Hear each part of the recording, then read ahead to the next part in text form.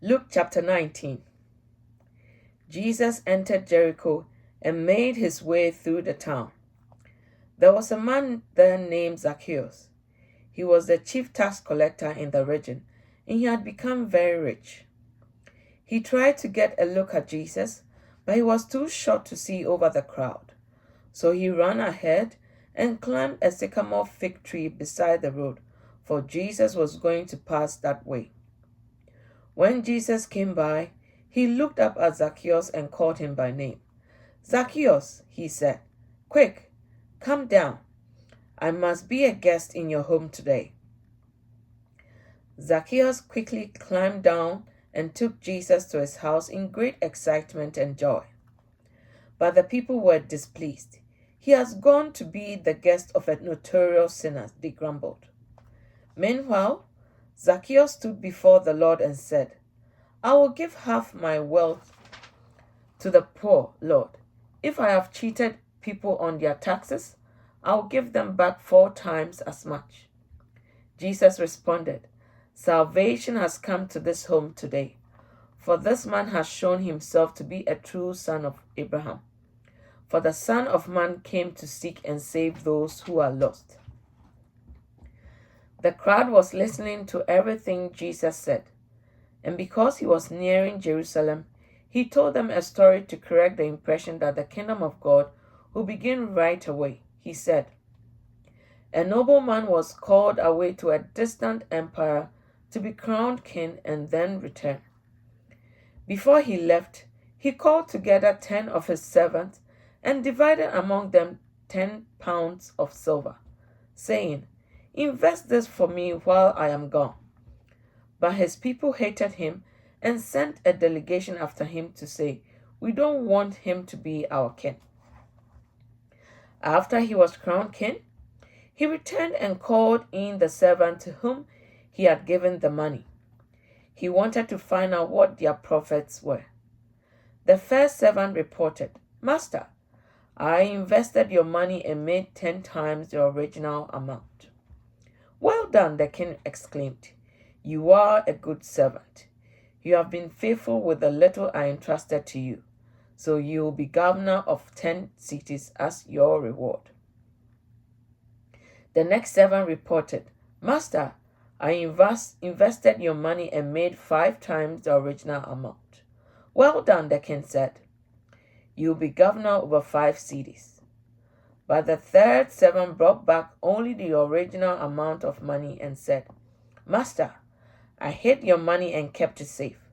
I was afraid because you are a hard man to deal with, taking what isn't yours and harvesting crops you didn't plant.' 'You wicked servant,' the king roared. 'Your own words condemn you. If you knew that I am a hard man who takes what isn't mine and harvests crops I didn't plant, why didn't you deposit my money in the bank? At least I could have gotten some interest on it.' Then, turning to the others standing nearby, the king ordered, 'Take the money from this servant and give it to the one who has 10 pounds. "'But master,' they said, 'he already has 10 pounds. "'Yes,' the king replied, 'and to those who use well what they are given, even more will be given. But from those who do nothing, even what little they have will be taken away. And for these enemies of mine who didn't want me to be their king, bring them in and execute them right here in front of me.'" After telling the story, Jesus went on towards Jerusalem, walking ahead of his disciples. As he came to the towns of Bethphage and Bethany on the Mount of Olives, he sent 2 disciples ahead. "Go into that village over there," he told them. "As you enter it, you will see a young donkey tied there that no one has ever ridden. Untie it and bring it here. If anyone asks, 'Why are you untying that colt?' just say, 'The Lord needs it.'" So they went and found the colt, just as Jesus had said. And sure enough, as they were untying it, the owners asked them, "Why are you untying that colt?" And the disciples simply replied, "The Lord needs it." So they brought the colt to Jesus and threw their garments over it for him to ride on. As he rode along, the crowd spread out their garments on the road ahead of him. When he reached the place where the road started down the Mount of Olives, all his followers began to shout and sing as they walked along, praising God for all the wonderful miracles they had seen. Blessings on the King who comes in the name of the Lord. Peace in heaven, glory in the highest heaven. But some of the Pharisees among the crowd said, "Teacher, rebuke your followers for saying these things like that." He replied, "If they keep quiet, the stones along the road will burst into cheers." But as he came closer to Jerusalem, he saw the city ahead. He began to weep. "How I wish today that you of all people would understand the way to peace. But now it is too late, and peace is hidden from your eyes. Before long, your enemies will build rampart against your walls and encircle you and close in on you from every side. They will crush you into the ground and your children with you. Your enemies will not leave a single stone in place because you did not accept your opportunity for salvation." Then Jesus entered the temple and began to drive out the people selling animals for sacrifices. He said to them, "The scriptures declare, 'My temple will be a house of prayer,' but you have turned it into a den of thieves." After that, he taught daily in the temple, but the leading priests, the teachers of religious law, and the other leaders of the people began planning how to kill him. But they could think of nothing because all the people hung on every word he said. Chapter 20. One day, as Jesus was teaching the people and preaching the good news in the temple, the leading priests, the teachers of religious law, and the elders came up to him. They demanded, "By what authority are you doing all these things? Who gave you the right?" "Let me ask you a question first," he replied. "Did John's authority to baptize come from heaven, or was it merely human?" They talked over among themselves. "If we say it was from heaven, he will ask why we didn't believe John. But if we say it was merely human, the people will stone us because they are convinced John was a prophet." So they finally replied that they didn't know. And Jesus responded, "Then I won't tell you by what authority I do these things." Now, Jesus returned to the people again and told them this story. A man planted a vineyard, leased it to tenant farmers, and moved to another country to live for several years. At the time of the grape harvest, he sent one of his servants to collect his share of the crop. But the farmers attacked the servant, beat him up, and sent him back empty-handed. So the owner sent another servant, but they also insulted him, beat him up, and sent him away empty-handed. A third man was sent, and they wounded him and chased him away. "What will I do?" the owner asked himself. "I know. I will send my cherished son. Surely they will respect him." But when the tenant farmers saw his son, they said to each other, "Here comes the heir to his estate. Let's kill him and give the estate for ourselves." So they dragged him out of the vineyard and murdered him. "What do you suppose the owner of the vineyard would do to them?" Jesus asked. "I tell you, he will come and kill those farmers and lease the vineyard to others." "How terrible that such a thing should ever happen," his listeners protested. Jesus looked at them and said, "Then what does this scripture mean? The stone that the builders rejected has now become the cornerstone. Everyone who stumbles over that stone will be broken to pieces, and it will crush anyone it falls on." The teachers of religious law and the leading priests wanted to arrest Jesus immediately because they realized he was telling the story against them. They were the wicked farmers, but they were afraid of the people's reactions. Watching for their opportunity, the leaders sent spies pretending to be honest men. They tried to get Jesus to say something that could be reported to the Roman governor so he would arrest Jesus. Teacher, they said, we know that you speak and teach what is right and are not influenced by what others think. You teach the way of God truthfully. Now tell us, is it right for us to pay taxes to Caesar or not? He saw through their trickery and said, show me a Roman coin whose picture and title are stamped on it. Caesar's, they replied. Well done, he said. Give to Caesar what belongs to Caesar, and give to God what belongs to God. So they failed to trap him by what he said in front of the people. Instead, they were amazed by his answer, and they became silent. Then Jesus was approached by some Sadducees, religious leaders who said there is no resurrection from the dead. They posed this question: Teacher, Moses gave us a law that if a man dies, leaving a wife but no children, his brother should marry the widow and have a child who will carry on the brother's name. Well, suppose there were 7 brothers. The oldest one married and then died without children. So the second brother married the widow, but he also died. Then the third brother married her. This continued with all 7 of them, who died without children. Finally, the woman also died. So tell us, whose wife will she be in the resurrection? For all 7 were married to her. Jesus replied, marriage is for people here on earth, but in the age to come, those worthy of being raised from the dead will neither marry nor be given in marriage, and they will never die again. In this respect, they will be like the angels. They are the children of God and children of the resurrection. But now, as to whether the dead will be raised, even Moses proved this when he wrote about the burning bush.